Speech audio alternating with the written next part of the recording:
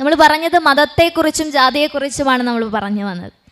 ഇങ്ങനെ മത ആചാര്യന്മാർ ലോകമംഗളത്തിനു വേണ്ടി നൽകിയ ഉപദേശങ്ങൾ കുറേ ആളുകളിലൂടെ കടന്നുപോയപ്പോൾ നമ്മുടെ കേരളക്കരയിൽ ശാന്തിക്കും സമാധാനത്തിനും പകരം അശാന്തിയും അസമാധാനവും അസ്വാതന്ത്ര്യവും ഉടലെടുത്തു. അപ്പോഴാണ് ഈ മാനവ സമൂഹത്തിനിടയിലേക്ക് അതുവരെ കേട്ടതിൽ നിന്നും വിഭിന്നവും നിത്യനൂതനവുമായ ഒരു സന്ദേശം അവരുടെ കാതുകളിൽ പതിച്ചത്. അത് ഈ കാരുണ്യമൂർത്തിയുടെ ശബ്ദമായിരുന്നു. ഒരു ജാതി, ഒരു മതം, ഒരു ദൈവം മനുഷ്യന്. മതമേതായാലും മനുഷ്യൻ നന്നായാൽ മതി. ഈ ഒരു ജാതി, ഒരു മതം, ഒരു ദൈവം മനുഷ്യന് എന്ന വാചകം ഇന്ന് വിശ്വവിഖ്യാതി നേടിയ ഗുരുവിൻ്റെ വചനമാണെന്ന് നമുക്കറിയാം. ഇന്ന് വത്തിക്കാനിലും മറ്റും സർവമത സമ്മേളനത്തിൻ്റെ ശതാബ്ദിയൊക്കെ ആഘോഷിക്കുന്നത് നമ്മൾ കണ്ടു. പക്ഷേ ഇന്നും ഈ ലോകത്തിൻ്റെ പല ഭാഗങ്ങളിലായി ജാതിക്കും മതത്തിനുമൊക്കെ അടിമപ്പെട്ട് കഴിയേണ്ടി വരുന്ന, അല്ലെങ്കിൽ അവ നിലനിർത്തുന്ന അന്ധവിശ്വാസങ്ങൾക്കും അനാചാരങ്ങൾക്കും അടിമയായി കഴിയേണ്ടി വരുന്ന ജനങ്ങളുണ്ട് ഈ ലോകത്ത്. പക്ഷെ നമുക്ക് അതിനൊന്നും അടിമപ്പെടാതെ സ്വാതന്ത്ര്യപൂർവം വഴി നടക്കുവാനും ക്ഷേത്രങ്ങളിൽ പ്രവേശിക്കുവാനും സാധിക്കുന്നുണ്ട് എങ്കിൽ അതിൻ്റെ കാരണം ശ്രീനാരായണ പരമഹംസദേവനാണ്. ഒരു ഗുരു എങ്ങനെയായിരിക്കണമെന്ന് വേദാന്ത ചൂടാമണിയിൽ പറയുന്ന ഒരു ഭാഗമുണ്ട്. അവിടെ ഒരു ഗുരുവിന് കുറച്ച് മാനദണ്ഡങ്ങൾ പറയുകയാണ്. വേദമറിയുന്നവനായിരിക്കണം ഗുരു, പാപം ചെയ്യാത്തവനായിരിക്കണം, കാമത്താൽ ബാധിക്കപ്പെടാത്തവനായിരിക്കണം, ബ്രഹ്മത്തെ അറിയുന്നവരിൽ അഗ്രേസരനായിരിക്കണം, അതുപോലെ വിറകെല്ലാം കത്തിത്തീർന്ന തീ പോലെ ബ്രഹ്മവുമായി ലയിച്ച ശാന്ത സ്വരൂപത്തോടു കൂടിയവനായിരിക്കണം.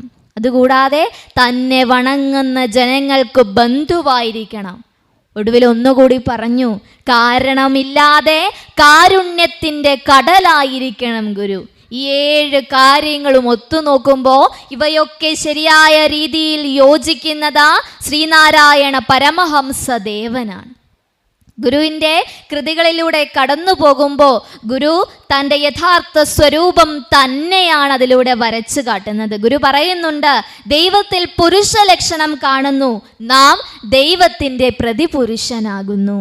ഇതിലൂടെയൊക്കെ ഗുരു തന്നെയാണ് ആ പരബ്രഹ്മം എന്ന് നമുക്ക് ഗുരു വരച്ചു കാട്ടി തന്നു. പക്ഷേ നമുക്കിന്നും അതൊന്നും വിശ്വസിക്കുവാനുള്ള അത്രയും വിശാലമായൊരു ഹൃദയമില്ല എന്ന് വേണം പറയുവാൻ.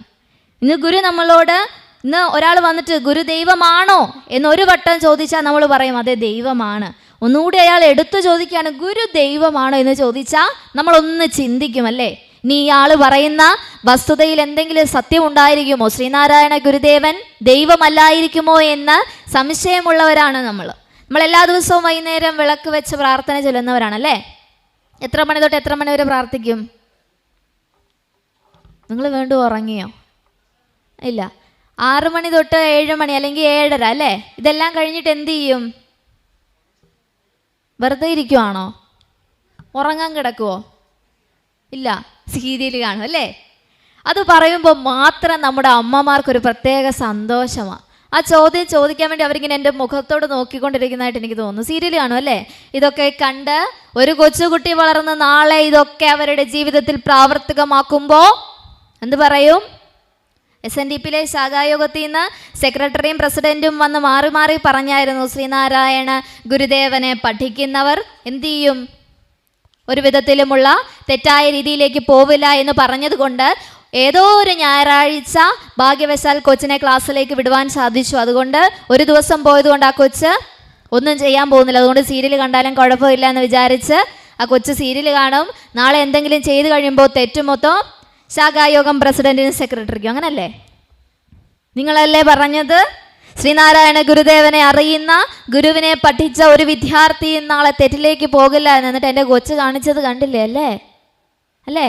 അങ്ങനല്ലേ ചോദിക്കുന്നത്. പക്ഷേ നിരന്തരമായി എല്ലാ ഞായറാഴ്ചകളിലും SNDP ശാഖായോഗങ്ങളിൽ സംഘടിപ്പിക്കപ്പെടുന്ന രവിവാര പാഠശാല ക്ലാസ്സുകളിൽ മുടങ്ങാതെ വരുന്ന, 1-2 ക്ലാസ്സിനല്ല, മുടങ്ങാതെ വരുന്ന ഒരു കുട്ടിയും നാളെ തൻ്റെ അച്ഛനെയും അമ്മയെയും ഉപേക്ഷിച്ച് അല്ലെങ്കിൽ അവരെ അനാഥാലയത്തിലാക്കുവാൻ സന്നദ്ധരാവില്ല. കാരണം ഗുരു പിണ്ടനന്ദിയിൽ തന്നെ പറഞ്ഞു തന്നു, എൻ തള്ള എന്നെ അകമേ ചുമടായി കിടത്തി വെന്തുള്ളഴിഞ്ഞു വെറുതെ നെടുവീർപ്പുമിട്ടു നൊന്തിഞ്ഞു പെറ്റ് നരി പോലെ കിടന്നു കൂവുന്നു. ഒരമ്മ തൻ്റെ കുഞ്ഞിനെ വയറ്റിൽ നിന്നും ഗർഭപാത്രത്തിൽ നിന്നും വെളിയിലേക്ക് എടുത്തു കഴിയുമ്പോൾ ഒരു നരി കൂവുന്നത് പോലെയാ കിടന്നു കൂവുന്നത്. ഇവിടെ ഇരിക്കുന്ന എല്ലാ അമ്മമാർക്കും അറിയാം. ഒരു നരി കൂവുന്നത് പോലെ കിടന്നു കൂവുമ്പോൾ ഈ വെളിയിലേക്ക് വന്ന ഈ കുഞ്ഞു സാധനത്തിന് പറയാൻ പറ്റുമോ, എനിക്ക് വെളിയിലേക്ക് വരാനല്ലേ അമ്മ ഇത്രയും വേദന സഹിച്ചേ, അതുകൊണ്ട് പോട്ടെ, കരയണ്ട എന്ന് നമുക്ക് പറയാൻ പറ്റുമോ? ഇല്ല. 9 മാസം 9 ദിവസം 9 നാഴിക 9 വിനാഴിക ഒരു പോറല് പോലും വരുത്താതെ നമ്മളെ കാത്തു സൂക്ഷിച്ചില്ലേ? ഗർഭത്തിൽ വച്ചു ഭഗവാനടി എൻ്റെ പിണ്ഡം എപ്പേരുമൻപൊടു വളർത്ത് കൃപാലുവല്ലി കൽപ്പിച്ച പോലെ വരുമെന്നു നനച്ചു കണ്ടിട്ട് അർപ്പിച്ചിടുന്നടിയനൊക്കെയുമങ്ങു ശംഭോ. സ്വാമി ചിന്തിക്കുന്നത് പോലെയാണ് എല്ലാം വരുന്നതെന്നറിയുമ്പോൾ എൻ്റെ ഉള്ളിലുള്ള അറിവില്ലായ്മ ഇല്ലാതെയായി തീരുകയാണ്. ഇത് തന്നെ ശിവശതകത്തിലേക്ക് വന്നപ്പോൾ പാടി, ശിവ ശിവ നിൻ തിരുനാമമോർത്തു കണ്ടാൽ എവിടെയുമൊന്നും ഇതിനു തുല്യമില്ല, ഇവ പലതുള്ളിലറിഞ്ഞിരുന്നുമീ ഞാൻ, ഇവിടെ ഈ വണ്ണമലഞ്ഞിടുന്നു കഷ്ടം. ആ ശിവഭഗവാന്റെ ആത്മസത്യത്തിന് നാമത്തിനപ്പുറത്തേക്കൊന്നുമില്ല. അത് നമുക്ക് നല്ല ബോധ്യവുമുണ്ട്. പക്ഷേ ഇന്നും നമ്മൾ എന്തിനു വേണ്ടിയൊക്കെയോ ഇങ്ങനെ കേണ് പ്രാർത്ഥിക്കുകയാണല്ലേ. നല്ല ജോലി കിട്ടണം, ഒരുപാട് പണം സമ്പാദിക്കാൻ പറ്റണം എന്നൊക്കെ ഇങ്ങനെ പ്രാർത്ഥിക്കുമ്പോൾ തിരിച്ചറിയണം, ഇന്ന് എൻ്റേതെന്ന് നെഞ്ചത്ത് കൈവച്ച് അഹങ്കാരത്തോടെ പറയുന്ന ഈ ശരീരം പോലും നമ്മുടെ ആത്മാവിനുള്ള കേവലം ഒരു വാടക വീട് മാത്രമാണ് എന്ന്. അപ്പോൾ ഈ പറഞ്ഞ മമത എന്ന ഞാൻ എന്ന ഭാവമില്ലാതെയാകും.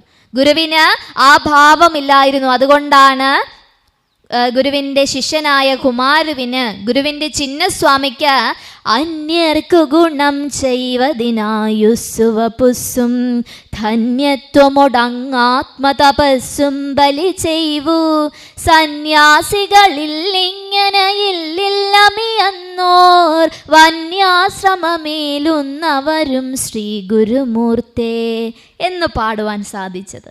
കാരണം സ്വന്തം ജീവിതവും ആത്മതപസ്സുമെല്ലാം മറ്റുള്ളവരുടെ നന്മയ്ക്കു വേണ്ടി ബലിയർപ്പിച്ച ഗുരുവിനെ പോലെ മറ്റേ ആരാണുള്ളത്?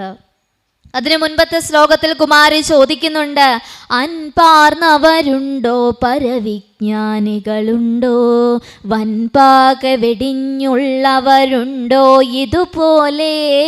3 ചോദ്യമാണ് ചോദിച്ചത്. എന്തൊക്കെ ചോദിച്ചു? ഇത്രയേറെ അനുകമ്പയുള്ള ആരെങ്കിലും ഉണ്ടോ?